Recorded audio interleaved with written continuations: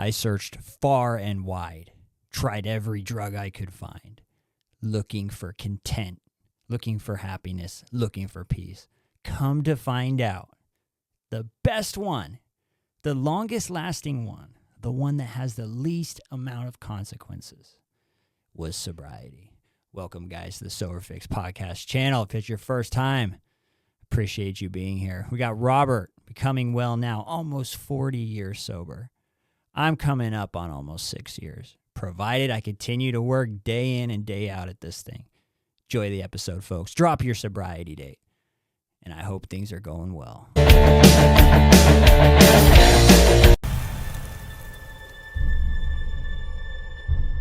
We are back. Another episode, guys. Thank you for anyone tuning in. Hopefully everyone is doing well. Hopefully sobriety is going well. Hopefully any challenges that you are currently overcoming, hopefully that's going well. And I hope that you're building that toolbox. I'm going to use one of your words, Robert, from your meeting that you started. The tools, so important. Have an arsenal of tools. Have people that you can call. Have support. Have places you can go. Have recovery rooms. Have all of it. Everything that's going to help you stay sober each day. We got Robert on, becoming well now, recovery guy. What's going on, Robert?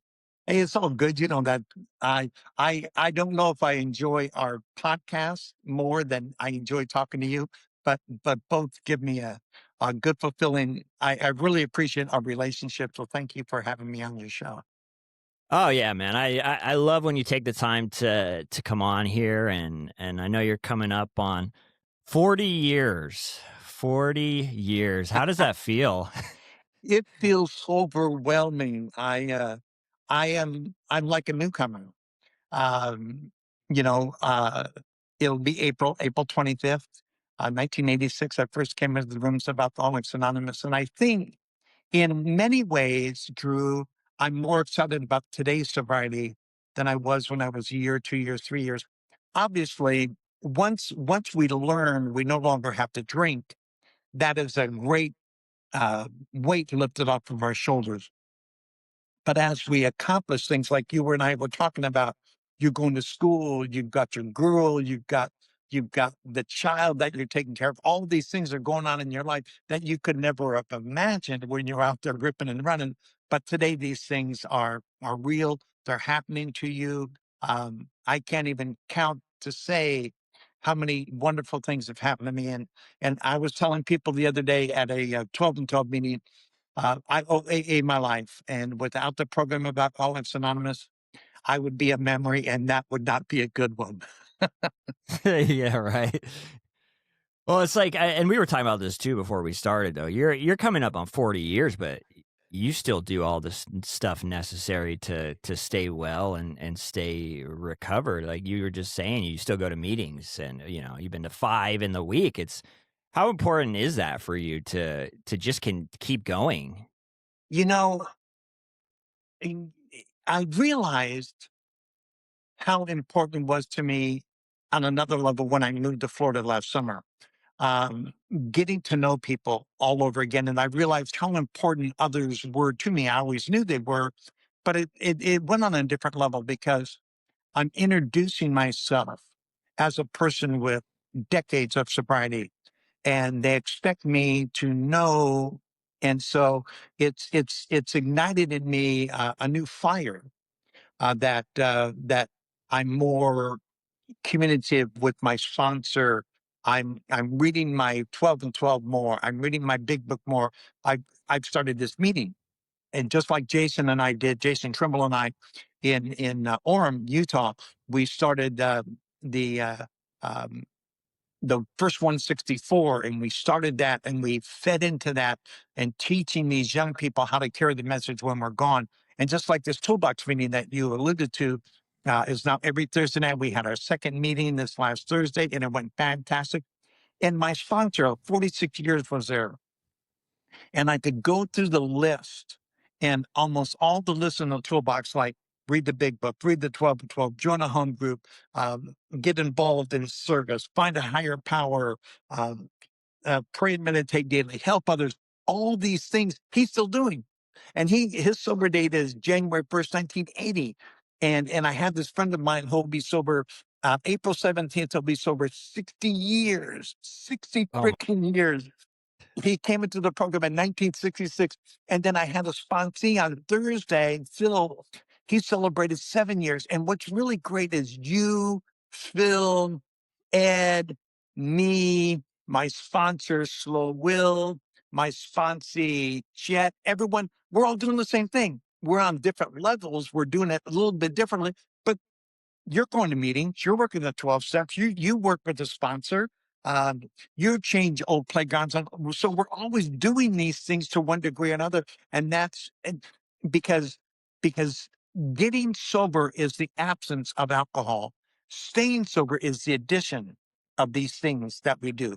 And we all do the same thing. So if you're not happy, joyous, and free, or you're struggling with sobriety, I know why, not because I'm real smart, although I think I am. My ego says I am, but because you're not, I could go through and do these things. Matter of fact, there was one of my sponsees, an actor in Ohio.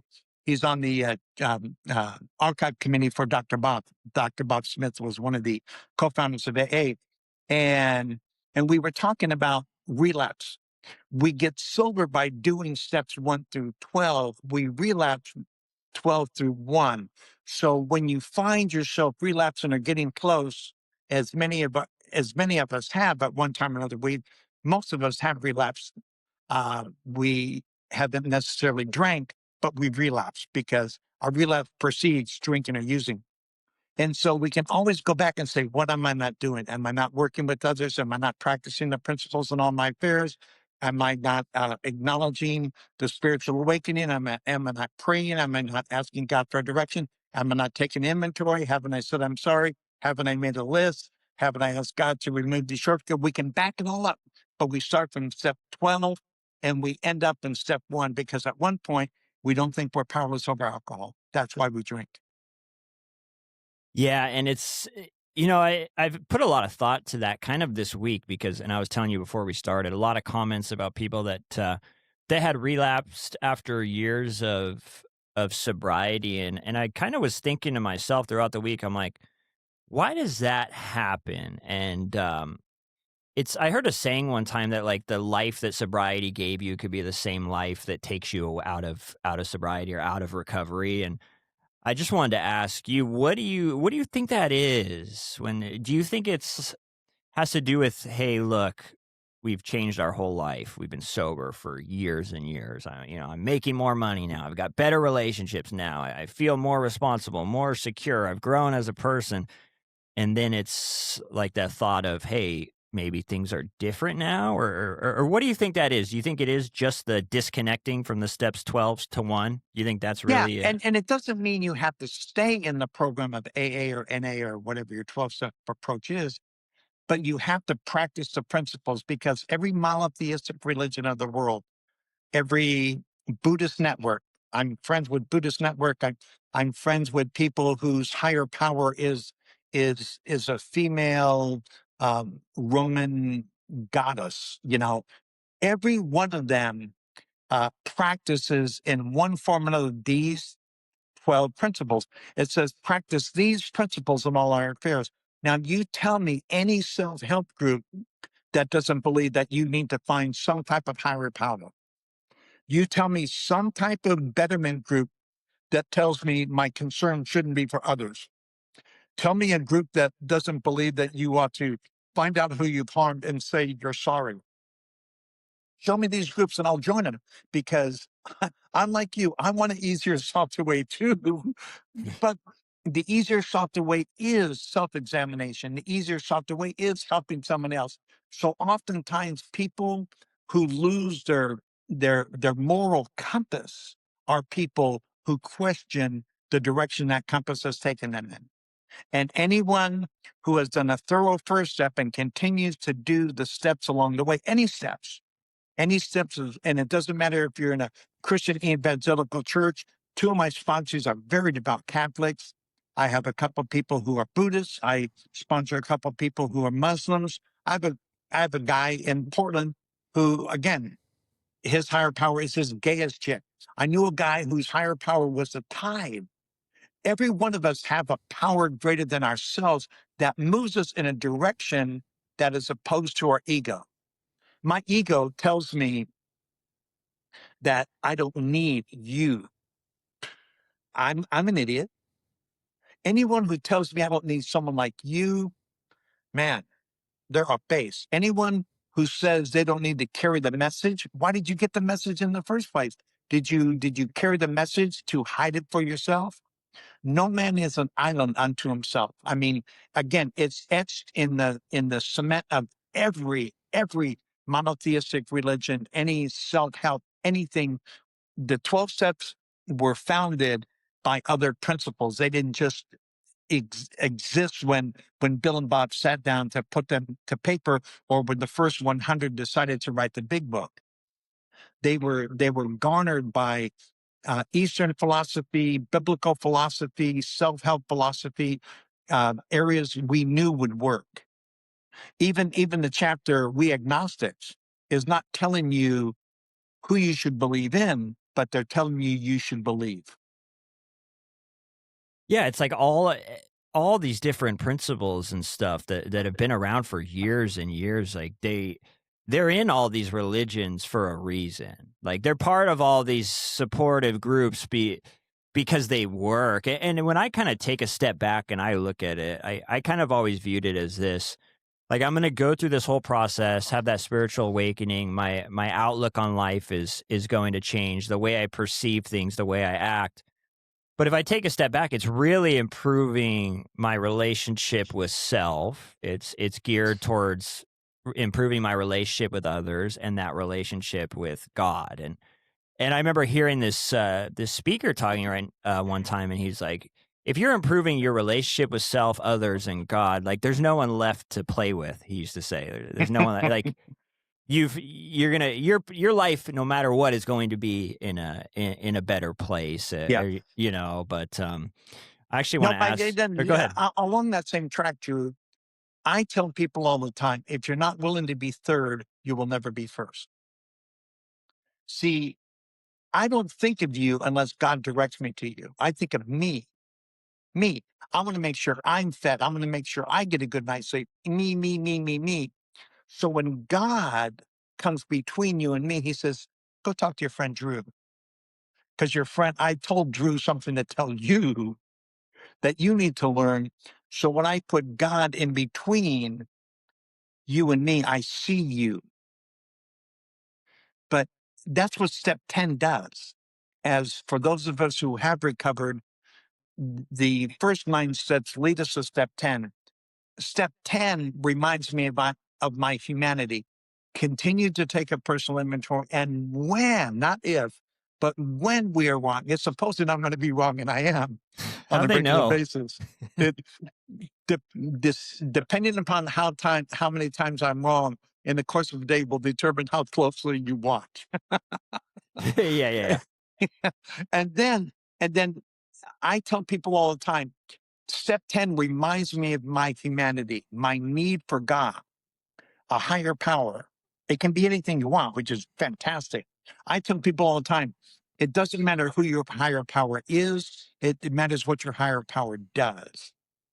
So my higher power directs me to practice these principles of all my affairs. The power that I give, it directs me to you. I know that because after 11 is 12. So I do it's a 12-step program. And if I'm doing step 11, if it's 11-step program, I can stop. But it's a 12-step program. So I'm probably a good idea that I do all the steps. So when I get done with step 12, 12 gives me direction. God, as I understand God, gives me a purpose and a power. Step 12 gives me a direction for that power to be exempted, reused. Having had a spiritual awakening as a result of these steps, we tried to carry this message. So it gives me direction. And then what I get to do, I get to practice the principles on all my affairs. So I'm always third, but I live the life of a firster. But I'm better off third. That way I get to be first. Does that make sense? Oh yeah, no, it totally makes sense. And I love the way that you that you described it as well, and as you're talking about all this, it's so interesting, man, because the process, it was something that I didn't even know that I wanted or needed when I kinda came in, like, and I wanna talk about this because you touched on, a point that I was thinking about as well. Is I remember coming into recovery and it was all about me. Like, all I wanted in the beginning, I was like, "Man, I need to, like, make more money, and I need to get another car. I got this Yeah.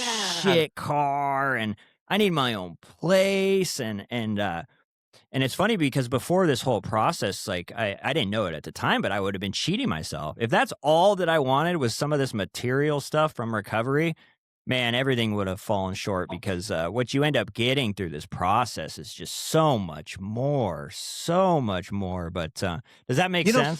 speaking of which, had you between your girlfriend, the boy, I guess it's a male, is it her child? Yeah, yeah. Cool. So your girlfriend, her son, school, and work, had you ever been more busy? Oh, no, Have you ever been more happy? no. Isn't that amazing? And nothing's about you.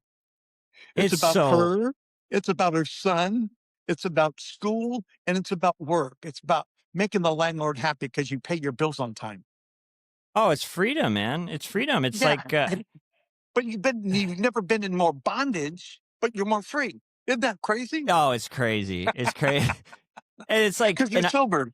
and I try and remember that too. When we were talking about kind of the classes and stuff before we started, but sometimes I just take a step back and I go, "Oh my god, this is crazy, man." Yeah. I'm sitting Well, there, I'm doing the physiology homework and I'm trying to understand all these weird metabolic pathways in the body and stuff. And sometimes I just and I'm stressed out and I'm like, "Oh, this sucks, man. I got so much homework and this and that."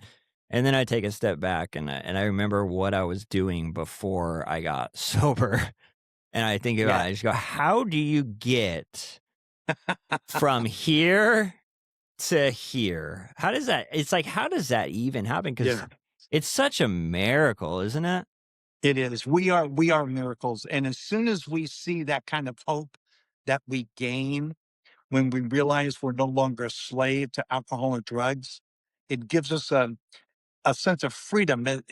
We can literally do anything now. I'm never going to be a pilot like my sponsee Scott is a overseas pilot for Delta. He flies the big jets. He can be in China or Auckland, New Zealand. I'm never going to be him, but I don't need to be him.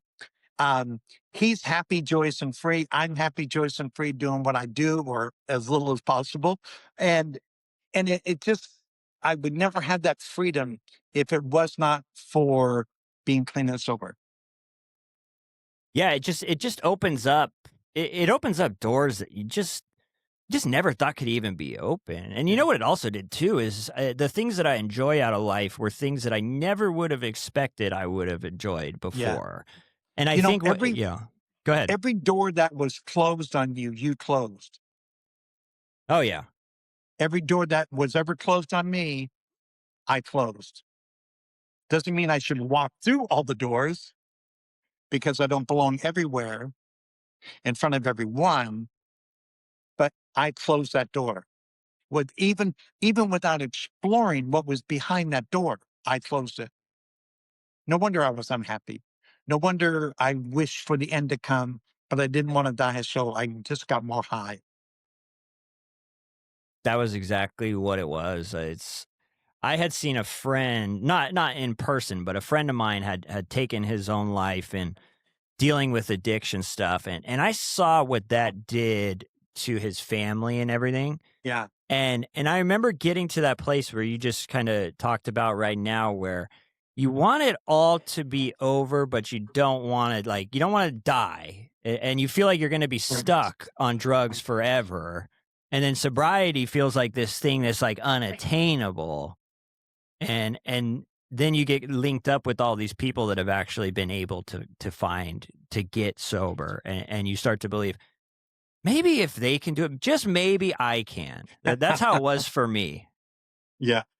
Let me ask you this, Robert. I got a comment here, and I was really excited about this comment because This is Chris from YouTube, and he said, I just hit the 1 year mark after over 30 years of addiction in one form or another.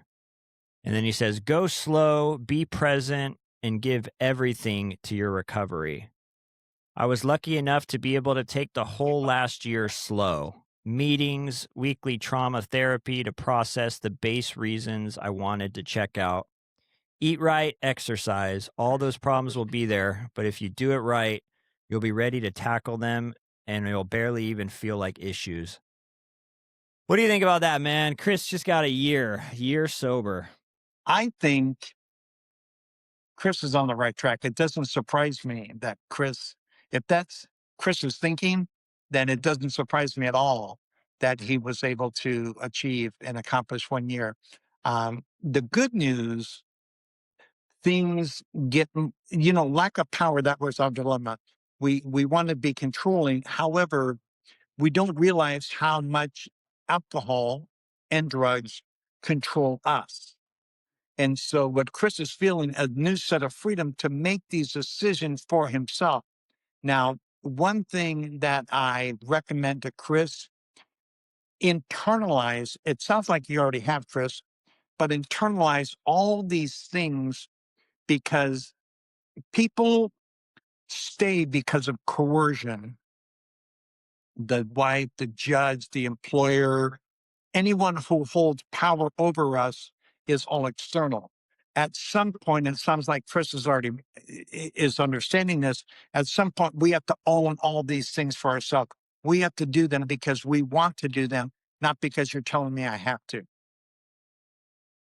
So when I communicate with my sponsor, when I go to a meeting, when I read my big book, when I read my 12 and 12, when I'm changing old playgrounds and old playmates, I have to believe it is to make me a better person that makes me more equipped to help you. The only reason Chris and I and you and others and Whitney, Jason, you name it, we get better is to help another human being.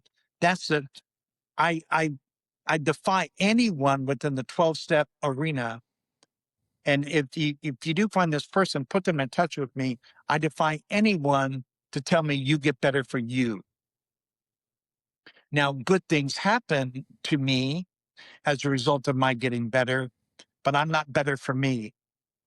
I'm saying I'm cleaning my house in step 4, I'm admitting it in step 5, but then I go right into a list to tell you I'm sorry, tell you please forgive me, tell you I didn't intend to do those things and yet I did. I take my own inventory in step 10 to get better, to communicate more freely with God, to go help another human being. That's the core of our existence. To you mentioned it before, to believe, to have that hope that we are of value. The reason we get so despaired is because we don't think anyone ever understands us, that we don't have a value. I tell sponsees who are married, I say, you want to stay sober, go home and make sure your wife's happy. Go make sure she's happy. And if she's happy, you're going to stay sober. If she's not happy, the chances are you're not going to. You're either going to leave her or you're going to go use, because if where we live is not happy, we'll get in pain, and pain requires medication. And what other medication is there than a bottle of Johnny Walker Black or hit off a pipe? Yeah, and I love that too because it kind of goes to the point of look, we have these groups of people that or wherever church, whatever it is for someone, we have these places we go to really help us heal and to find other people that are like us and so that we can finally relate. And as you were talking about that, Robert, that was the thing too. Is I remember when I was really in the thick of it and I wasn't sure what to do, and I had never really had I'd never gotten sober before, or at least stayed sober for a good amount of time, and it just felt like no one understood. It felt like no one understood, and I didn't know how to tell people either. I remember people kind of sitting me down after, let's say, I went to a rehab and I drank the first night out, or maybe even let's say I did good and I made it 2 weeks without drinking. Mhm. And then people would find me drunk again, and they'd try and have a conversation with me, and they'd sit me down and say, "Look, dude, I mean, look what this has done to your life. You made the decision to go get help. You got through it. You stayed there for 90 days. You're already drinking again." And the thing was is not only did I feel alone and that no one understood, but I couldn't even put into words why I drank myself. Like I didn't even know what to there was no excuse, and I didn't know what to say, if that makes sense. No, it makes perfect sense because people, and it's not their fault, like my ex-wives, my mom, my dad, my sisters, my brothers, they didn't they didn't correct me or leave me because they didn't care for me. They realized that at some point, all their talking, all their caring was doing no good. So I walked into a room of recovery, in this case, Alcoholics Anonymous. And not only do you understand, but you clap for the fact that I'm powerless. You say, "Yeah, baby, keep coming back. Man, we're so glad you're here." For many of us, we remember that feeling of people being excited. "Man, I'm glad you're back." Oh, I haven't heard that in a long time.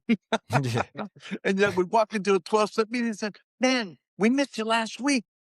It's been a long time since anybody missed me because every time I showed up without money to the drug man or to the bar, I couldn't get served, right? Couldn't get my pain relief.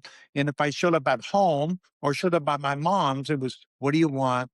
We can't help you." If I showed up at my brother's house, "No, you're too drunk. You can't come in." Here I show up in an AA meeting, and I said, "Man, where you? We missed you." It was remember how long it'd been since someone said we missed you? Yeah, you almost feel like they're just bullshitting you or something. You can't But believe then it. they tell a story that sounds exactly like yours. Yeah. And I think at one point everyone's gonna hear they're gonna hear their story from Yeah. someone. They're gonna hear that one story that just rocks their world because it's gonna be, just at least very similar thoughts and feelings and stuff that you experienced, and I think eventually everyone hears it's just a certain one that really starts to spark the hope, and you go, And "Man." and that's a good point you bring up because I was fortunate, and many others are. I found myself in the first 164 pages. I've never been a story kind of guy, the back of the book guy. I've never had to be. However, the personal stories in the back of the big book of Alcoholics Anonymous, I think in the fourth edition, there's 42 stories. If you read those stories, you'll find yourself because it's all people from all walks of life, all denominations, all races, all sexual orientations. You're going to find yourself in the struggle that they had in coming to believe in a higher power, because that's the key. Again, I'm not suggesting who your higher power is, but I'm letting you know you should probably have a power greater than yourself because there's two powers. There's you and there's a power greater than you. There's no one in between. There's either you, which me got me into this mess, and a higher power got me out of it. Now, I tell people all the time, it took me 7 years to really nail in who my higher power was. It's very defined today. But in the first 7 years, it was the group. It was the people that I would see at meetings. Yeah, and I'm glad that you say that too because it seems like there's a lot of people that, you hear, "Hey, look, you need a higher power, you need to get power from somewhere, you need to plug in, you need to recharge, you need to find guidance, whatever." And then they see other people that have a really defined Yeah. relationship of what their higher power is, and other people are like, "Man, I don't even know where to start. I have no idea where to start." But I love that you mentioned it was a process for you of 7 years of really figuring it Yeah. out, and It was, and it was a great journey. I was sober. I was living a life. I got remarried, had a couple kids, was going to church. I mean, I had a good job. the the repo company wasn't showing up at my house at 3 in the morning, taking my car away. Everything. I paid my power bill, so my water was hot when I turned it on. But I heard a guy yesterday, I'm going to throw this out there to your audience. Your higher power should not be a doorknob, and we talked about this before, a doorknob or a coffee cup. Because if it's a doorknob or a coffee cup, the only way they work is if I motivate them. I need a higher power who's going to work whether I work or not. Also, if if my higher power is a doorknob or a coffee cup, I don't need you anymore. I don't need to show up at the meeting because I have a door with a doorknob and a coffee cup at home. That's what Father Martin says, and I love his practical approach to that. But if my higher power is a group, where am I going to find that group? And it can be any group, any meeting of 12-step meeting, AA, NA, OA, GA, SA, EA, you name the A's. I find the fellowship there. So if you are representative of my higher power, Drew, if you're part of that group that I rely on, and I know you're at a Wednesday night meeting, I need to show up at that Wednesday night meeting. Otherwise, I'm not going to have a semblance of my higher power.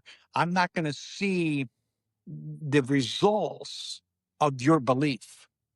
And we're all tangible people. If we can't see it, taste it, smell it, touch it, experience it, we don't believe it, right?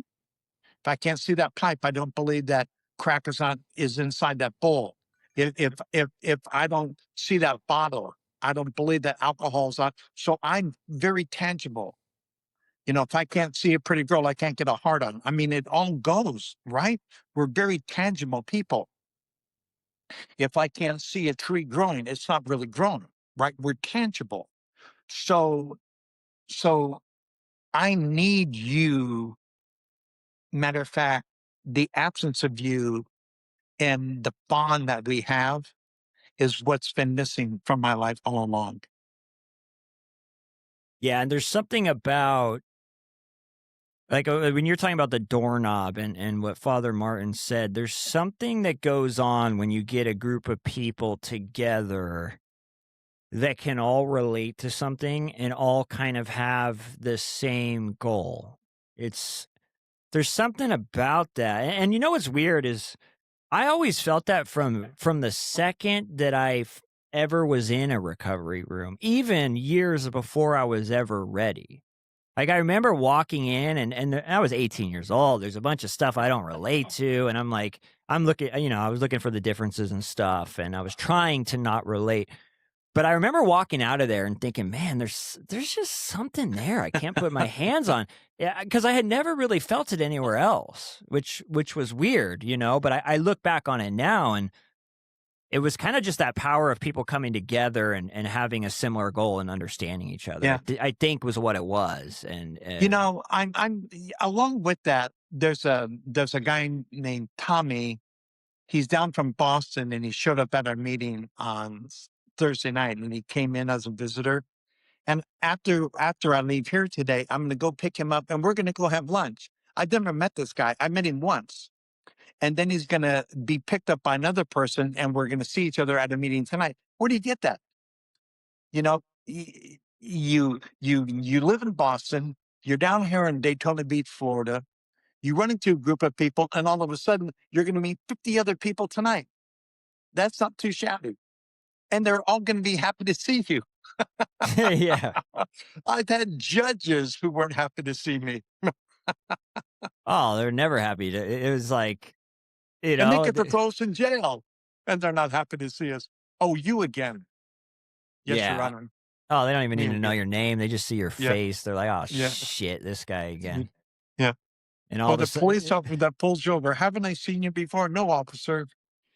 oh, on that topic, it's funny because there's actually been times where my parents live was where, I grew up and lived there for years. And they would let me stay there here and there if I was on good terms and trying to be sober and stuff. But when I first got sober this time, I was living there. And It's funny because I would run into some of the officers that had arrested me before, and I have some recognizable tattoos, a California behind my ear, like, some stuff that they would recognize.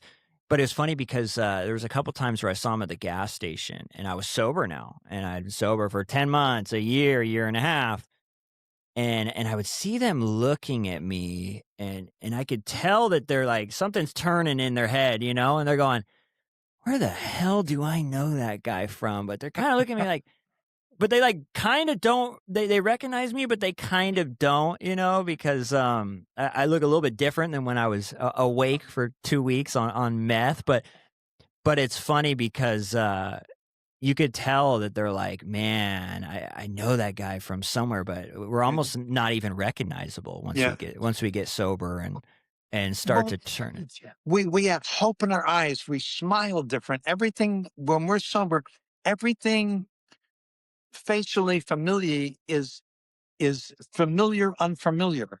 I know that guy, but where do I know him from? Because the guy that I think he is, he doesn't look like anymore. Yeah, like, I could almost see that playing Yeah. out in their face, It was like a, "Is that the fucking guy I arrested? No, there's no way. I don't he got the same tattoo, though. I don't It was funny, man. It was funny. Let me ask you this, Robert. We got a comment here. It says, kind of a long one, but, I love that he put this out there because I think it speaks to kind of the insanity, and he even says that. He says, "I quit meth 8 months ago. It's been hard to say the least. I became psychotic from it many times while I was using it. Every time I would use it, I would be up for so long, I'd end up thinking something or someone was after me, that I was going to die. I'd often end up in full-blown panic attacks at the ER. Crazy to think that for something so horrible and damaging, whenever I'd come down, I'd end up using it again. What made me get help was a brain bleed from overdosing on it. When I got out of the ICU, I used it again. Insane." Whew. It really is. Meth induced psychosis, as you know, can be very challenging. Alcohol and drugs is different in the disease model. um, Alcoholism does not causes psychosis. It causes forgetfulness. You understand the synapses and neurotransmitters and all those objects that are bathed in alcohol. Is different with drugs. So congratulations, this person understands their psychosis. Um, I don't know if they're looking for a recommendation, but I'm going to give them one or two. If they can afford it, I don't know what their insurance is. Uh, get some clinical help. Sit down with the behavioral professional who understands psychosis, drug induced psychosis, and you should be able to find them easily, and sit with him or her for 2 or 3 sessions to help iron this thing out to make some sense and a timeline of when you can see it dissipating. I'm sure it has dissipated because a lot of it is using induced. Also, if you're not going to NA, go to NA and share this. And I will tell you, if you're going to the right NA meeting, there'll be another meth addict who's been sober 2, 3, 4, 5, 10 years or longer, who will understand exactly what the progression and the alleviation of the psychosis is.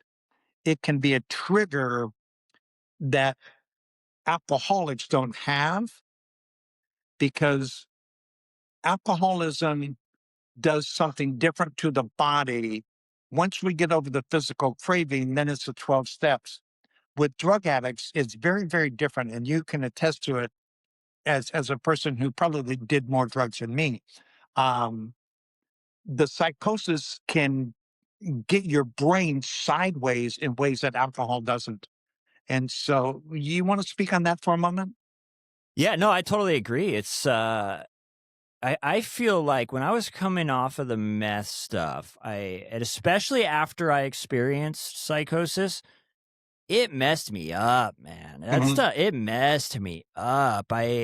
I remember just trying to get sober after that, and I remember I was so quick to get angry. I mean, my emotions were all over Yeah. the place, more than ever before, and I had no emotional regulation, and I had racing You're like thoughts, Mr. and Toad's Wild Ride. oh, it was Yeah. all over the place, and I've spent a lot of time because I make a lot of videos talking about meth and stuff, and I've spent a lot of time trying to think like, okay, well, what's like a realistic approach that we can really treat this? And I feel like for me, man, it was just getting connected with people and being patient and just Yeah. doing everything I possibly could to just get by each day and Yeah. trying to find just little things that I could do to get a little bit of dopamine going and just feel like a Mhm. little bit better, maybe some exercise on top of the recovery stuff. But I'm glad that you mentioned that though, Yeah. Robert, that Because one of the challenges is you can be 6 or 9 months clean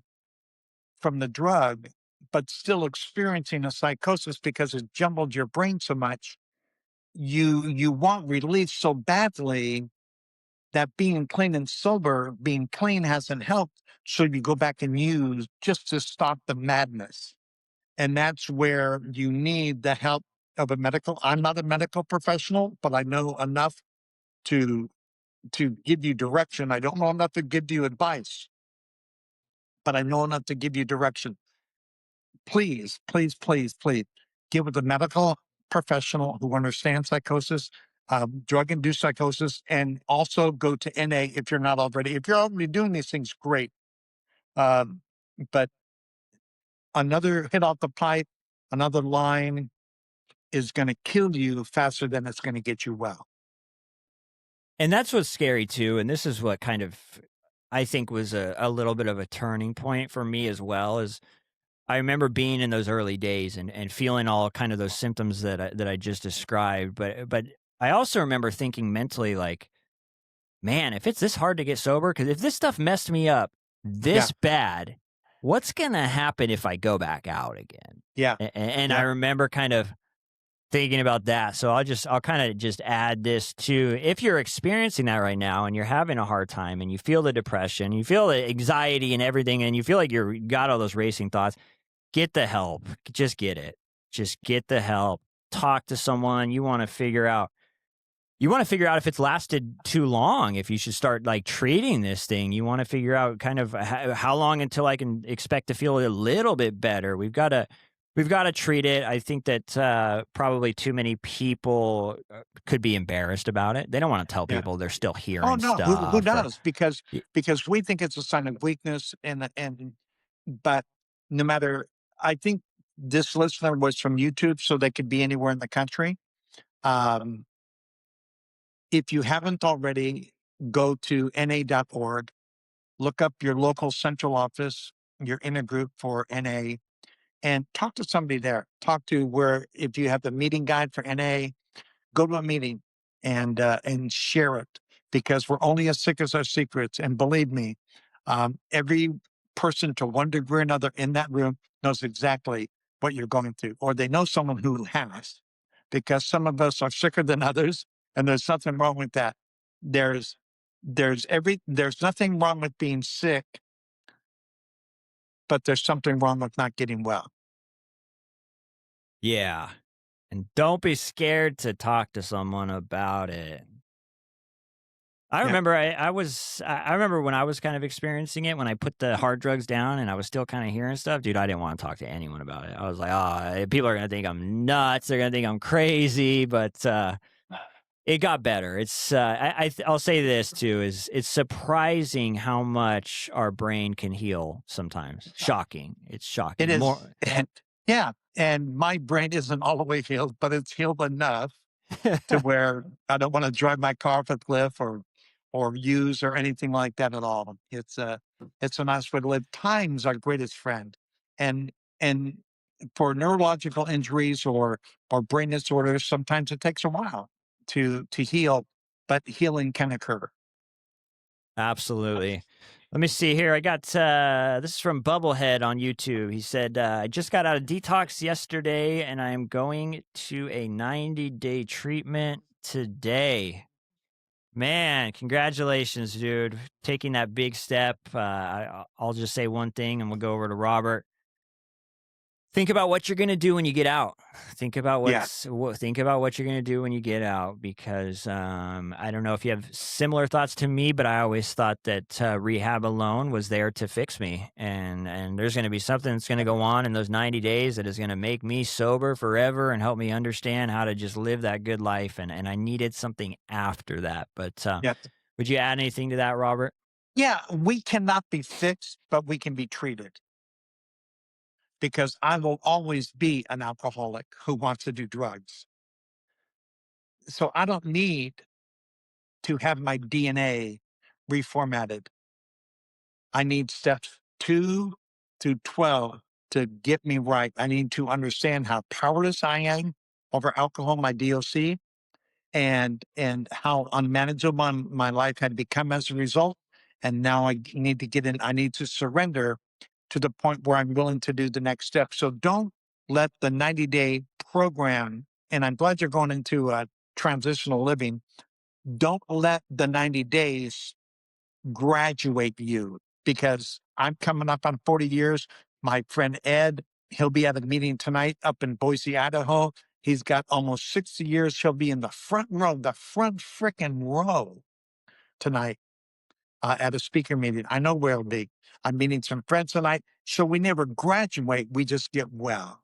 So always be pursuing Sir Isaac Newton said, things that are at rest tend to stay at rest. Things that are in motion tend to stay in motion. So always stay in motion, always be striving, always be working the 12 steps.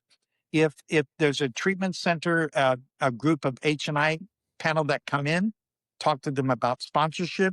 If they take you to an outside meeting, uh, especially if the treatment program, the 90-day, is in your area, there's a meeting guide that you can download on an analog phone, a Google phone, or an Apple phone.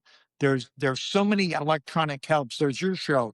There's my Recovery Guy podcast. There's so many people that understand exactly where you're coming from and keep plugging. Congratulations on graduating from detox, but we never graduate from recovery. Yeah, that's a great point. It's something that, I think that was a big cause of why I had a lot of issues for a long. It was part of it. It was part of it. I just I don't know. I think it's kind of natural to think that hey, look, I completed something. I completed this rehab. I'm ready. And You know what? That's a no, good distinction. Just because we complete something doesn't mean we're done. You're going to college right now. You're going to complete the requirements for your degree, but you'll never stop learning. You're always going to be learning on the job. I got my degree when I was 39. I haven't stopped learning. I'm always reading. I'm always learning. I'm always exploring. Just because I've completed something doesn't mean I don't need more of the same. I just completed that level, that phase, but I'm still learning how to be a better husband. I'm still learning how to be a better father, a better grandfather. I'm still learning how to be better because my desire is to be the best version of me I can possibly be. And that means that I'm always moving and I'm always taking direction. Sir Isaac Newton, Winston Churchill in the 1950s, he said, everyone wants to learn, but no one wants to be taught. So always remain teachable. Doesn't mean what we're taught we need to retain because some of it's hogwash, but we need to be in a teachable spirit to learn anything.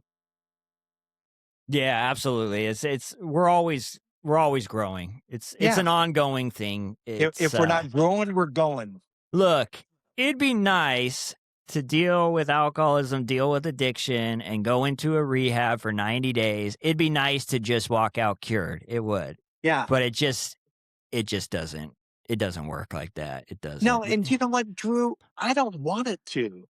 Could No. you imagine that if I woke up this morning and I realized that recovery is a destination, not a journey? I guarantee you I would stop eventually I would stop doing steps 10, 11, and 12. But because I know that I need to constantly move forward, I'm never going to stop doing this program and stay sober at the same time. I'm not capable of it. So I never want there to be a cure. I always want the recovery to be a journey. If it's not a journey, could you, could you imagine if Laura got home from work today and said, you know what, I think I'm a really good husband. I'm going to stop. That would go over real well. That's a great point though, because it's like we do these things because we need to, but Yeah. there's a huge element of we just love this new life that we got too. Yeah. We I love love it to death. we just love the journey in it. And I think that's hope too for people because I know when I first started on this whole thing, it was like, man, I got to do a lot of shit to stay sober. I got to do a lot. I got to do a Yeah. lot of stuff. I got to go to a lot of places, talk to a lot of people, and it's a lot of work. And then all of a sudden, at kind of a year sober, I realized, oh my God, my life's never been so good. It's never been so good. And I'm not talking about all physical stuff. I'm talking about the mental health Yeah. related stuff. And we love the journey. We come to really appreciate. We love the new lifestyle. We love it. And so I think that's a great point, Robert, that you bring up. All right, Robert, I got one last one for you. Let's see. We got this is from TikTok. I made it 15 years sober, or I was 15 years sober. Started drinking again, made it 8 months until the half gallon of vodka a day. Now I am coming up on 3 years sober. 3 years sober. Wow. Congrats, man. But what do you think about that though, Robert? 15 years sober, probably transformed entire life. Yeah. And for whatever reason, hey, look, maybe I could drink now, and made it 8 months and was back up to that half gallon of vodka a day. What does that bring up for you? I'll tell you, uh, I've learned along the way, and Father Martin talks about this quite extensively in his Chalk Talk. He talks about the progressive nature, and he talks about in I think it's chapter 3 more about alcoholism. I think Jim had lost his business to alcoholism, and he ended up working for the guy. Anyway, uh, progressive illness, we, in a relatively short period of time, after long periods of sobriety, such as this fellow with 15 years, we pick up where we would have been had we not stopped drinking, which is a scary thought. That's why most alcoholics die without ever coming back. So, congratulations on regaining 3 years. Um, and the the phenomenon of craving only exists when we're drinking, but it never goes away. Um, Whatever this person stopped doing when they went back out, stop doing. This is the perfect example of why you and I continue to do what we do. Why you're so heavily involved in recovery, why I still am after almost 40 years, because I never forget where I came from. I'll never forget the despair. Somewhere along the line, this person, any person who relapses after that period of time, loses their sense of value. The likelihood is they stopped working with others. They stopped praying. They stopped taking their own inventory. They stopped saying they're sorry. They stopped making a list of people that they've harmed. They didn't think they had a shortcoming that alcohol couldn't fix. They didn't focus on their defects of character, which is thinking that you can overcome alcoholism and all the way down. And all of a sudden, they think they're not powerless over alcohol. Why not drink? It's a trap, and it's why I did a podcast on being comfortable but not complacent. There's nothing wrong with being comfortable. I'm comfortable in my sobriety. You're comfortable in your recovery as well. But we're not complacent. Complacency leads to disaster. Complacency says, I don't need to do anything else. And I'll say one more thing, Drew. My first 12-step call when I was 6 months sober in Las Vegas was to a hotel where a guy had been 20 years sober. And within a week, there were hotel that strewn about with empty bottles. And this person, we took them to detox, and I don't know whether they lived or died, but I know.